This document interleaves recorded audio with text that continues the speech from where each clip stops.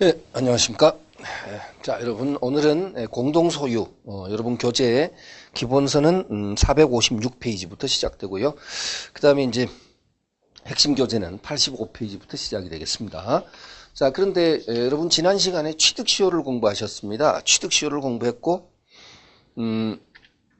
취득시효는 법률의 규정에 의한 소유권 취득 원인이죠. 네, 취득 원인입니다. 네, 그래서 취득시효를 여러분이 이제 정리를 했었습니다.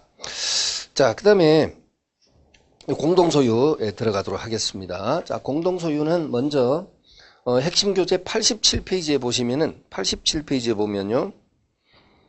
하단에 공유합유 총유의 비교표가 나오죠. 네, 이 비교표를 먼저 여러분이 정리를 해 두시고 그 다음에 이제 본문 내용으로 들어가서 필요한 부분을 또 공부하도록 하겠습니다. 자, 일단 87페이지 핵심 교재 공유합유 총유의 비교표입니다. 자, 여기 별을 달아야 됩니다. 시험 문제 항상 나오는 부분이에요. 네, 특히 이제 공유가 가장 중요하고 그 다음에 뭐 합유 총유는 뭐 비중이 비슷합니다. 빈도가 비슷한데 어쨌든 공유가 가장 이제 출제 빈도가 높고 그 다음에 이런 형태의 문제가 나올 수 있거든요. 공동소유에 대한 입체 총괄적인 문제, 그러니까 공동소유 이 공유 합유 총유를 전체를 묻는 이런 문제가 나올 수가 있어요. 그래서 지문 5개에 보면 공유, 합유, 총유에 대해서 뭐 지문 5개 고루고루 그 내용을 구성한다든지 이런 문제가 있습니다. 자, 일단 뭐 여러분 또 공부하시고 난 다음에 또 문제풀이 하도록 하겠습니다. 또 출제됐던 문제 확인하도록 하겠습니다. 자, 일단 공유부터 한번 보시죠. 자, 인적 결합 형태는요. 공동소유자 사이에 아무런 인적 결합 관계가 없는 자 개인주의적인 재산소유 형태다. 그 다음 밑줄이죠. 개인주의적인 재산소유 형태다. 그래서 뭐 여러 사람이 그냥 공동으로 한 필지 토지를 매수를 한 것을 말하는 것입니다. 친구 사이에 가벌병 3사람이 친구다. 근데 친구 사이에 예를 들면 시골에 한 필지 토지를 공동으로 매입해서 나중에 이제 전원주택을 지어서 이제 같이 거기다가 살아 이제 앞집 뒷집해서 이렇게 사이좋게 이렇게 한번 살아보자. 이렇게 여러분 노후에 이런 약속을 해서 한 필지 토지를 매입을 했다. 그렇다면 이것이 바로 뭐냐면 공유가 되는 것이겠죠. 공동소유. 자, 그래서 거기 지극히 뭐 두 번째 줄에 개인주의적인 재산소유 형태다. 이렇게 이제 밑줄 한번 쳐보았습니다. 자, 그렇습니다. 그래서 이런 형태고요. 그 다음에 자, 합유, 총유 계속 옆으로 횡으로 비교하도록 하겠습니다. 합유는요, 여러분, 역시 여러 사람이 공동으로 어떤 재산을 갖고 있는 형태인 것은 공유와 유사한데 이 합유는요, 공동 목적, 뭔가 목적이 있어야 돼요. 그래서 이것은 그 동업을 목적으로 하는 동업관계에서 형성된 재산이다. 이렇게 보면 그게 합유가 되는 것입니다. 그러니까 처음에 출자를 합니다.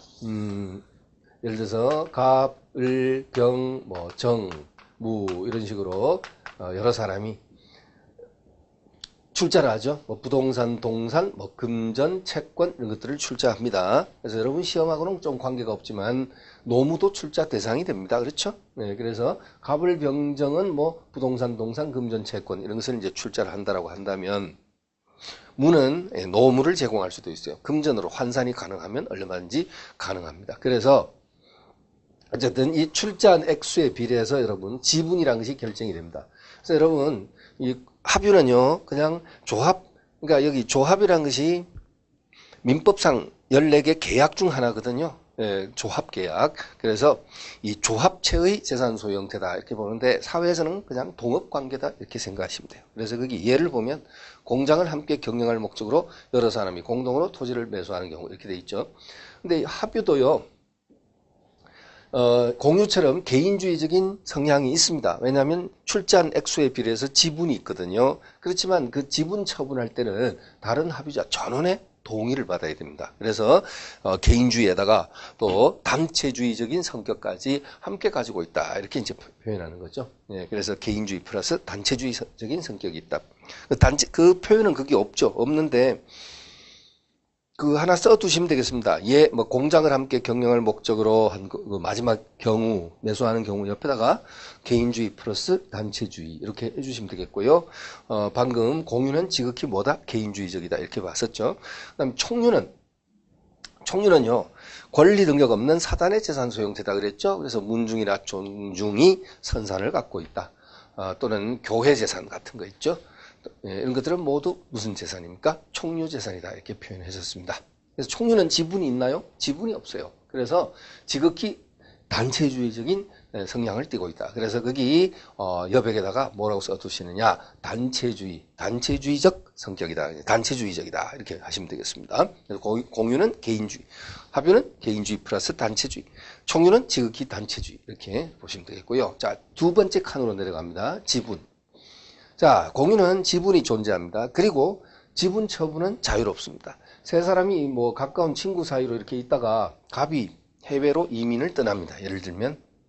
그래서 당초에 자신들의 그 의도는 그랬죠. 나중에 노후에 아까 얘기했지 않습니까? 저는 이렇게 집을 이렇게 각자 지어가지고 여기서 오손도손 한번 가족들끼리 같이 이렇게 살아보자 이런 의도로 이 토지를 매입을 했는데 한 사람이 이민을 갑니다. 당연히 어떻게 될까요? 예, 갑이 그 지분을 그대로 두고 갈 리는 만무하겠죠. 그래서 어떡합니까? 자기 지분을 임의로 뭐 할 수 있죠? 처분할 수 있습니다. 그래서 공유는 지분 처분이 자유롭다. 이것 때문에 개인주의적이다라는 표현을 할 수가 있는 것이고, 그 다음에 합유입니다. 합유는요, 지분이 존재한다. 어때요? 맞습니다. 지분은 분명히 아까 여러분 출자한 액수에 비례해서 지분이 결정된다 그랬잖아요. 그죠? 그런데 그 지분을 처분하려면 다른 합유자 전원 동의를 얻어야 돼. 그렇죠? 그래서 동업관계이기 때문에 동업자 중에 1인이 지분을 마음대로 처분한다면요, 그 지분을 매수해서 들어온 사람은 기존의 동업자들하고는 안 맞는 사람이 될 수 있겠죠. 그죠? 아주 이질적인 뭐 그런 경우도 있을 수 있겠죠. 그래서 거기 보시면 뭐라고 되어 있냐면요, 조합원 이외의 제3자 침입을 방지하기 위하여, 자, 그 다음 밑줄이죠. 지분의 처분 등은 제한된다. 밑줄 딱 채우시고, 어떻게 제한되느냐? 전원 동의 얻어야 돼요. 지분 처분하려면 어떻게 해야 돼? 전원 동의 얻어야 돼. 그 다음 여러분, 총유는 여기 그림을 그리지 않았지만은요, 대체적으로 이제 구성원은 다수죠. 뭐 갑을 병정 이렇게 쓸 수 없을 만큼 여러분 문중원들 다수 아닙니까? 그렇습니다. 이 다수의 총유의 이 구성원들에게는 지분이 있나요? 전혀 지분이 없습니다. 그래서 지분을 갖지 못한다. 자, 그 다음에 분할 청구를 보시죠. 분할 청구. 자, 공유는요, 각 공유자는 언제든지 분할 청구를 할 수 있어요. 네, 그래서 분할 청구에서 분할하게 되면 각자 단독 소유가 됩니다. 합유는 조합 관계가, 즉 동업 관계가 존속하는 동안은요, 분할 청구를 할 수 없습니다. 예, 만약에 조합체가 해산, 조합체 해산이라는 소리가 사회에서 말하는 것은 말할 때는 어떻게 비유할까요? 동업 관계가 깨졌을 때는 이때는 이제 법적으로는 조합체 해산이라 표현하는데, 이렇게 됐을 때는 합유에서 공유로 형태가 바뀌는 거예요. 그때는 분할 청구할 수 있겠죠. 그렇지만 합유로 자체 존재하는 동안은요, 이 분할이 허용되지가 않습니다. 그렇습니다. 그래서 분할 청구할 수 없어. 그래서 거기 첫 번째 줄이죠. 합유 관계가 존속하는 한 합유물의 분할은 청구할 수 없다. 이 부분입니다. 그다음 총유는 지분이 없으니까 분할 청구도 할 수 없다. 분할이라는 것도 의미가 없는 거죠. 지분이 없습니다. 자, 그다음 이렇게 해서 이런 식으로 여러분 비교를 잘 해주셔야 돼. 그다음 보존행위 내려가 보세요. 자, 이 보존행위라는 것은 뭡니까? 그 물건의 현상을 잘 유지하는 행위를 보존행위랍니다. 그래서 이 공유물인 시골 땅인데요. 옆에 역시 이렇게 강이 이렇게 흐르고 있습니다. 그런데 여름에 집중호우가 쏟아져서 강물이 범람을 해가지고 일부 지금 이 부분이 유실이 됐어요. 이렇게 여러분 쓸려 나갔습니다. 이런 경우에 현지인 또 그 마을 사람한테 연락이 온 거예요. 갑한테 연락 와가지고 큰일 났다. 지금 당신의 토지가 일부 지금 쓸려 나가고 막 토사가 지금 잘 깎여 나가고 있다. 이거 빨리 뭔가 복구를 해줘야 될 것 같다. 소식을 들은 갑은요, 을병의 동의를 얻어야 복구 작업을 할 수 있을까요? 그렇지 않겠죠. 공유물의 무슨 행위니까 보존행위는 각자가 단독으로 할 수 있다는 겁니다, 여러분. 그래서 단독으로 할 수 있다. 그 다음에 합유도 마찬가지입니다. 합유 재산도요, 이 동업 관계에서 형성된 이 재산도 보존행위는 각자 단독으로 할 수 있습니다. 그런데 여러분, 총유는요, 보존행위부터 이제부터는 뭐라고 돼야 되냐면 사원총회 결의가 필요하다는 거.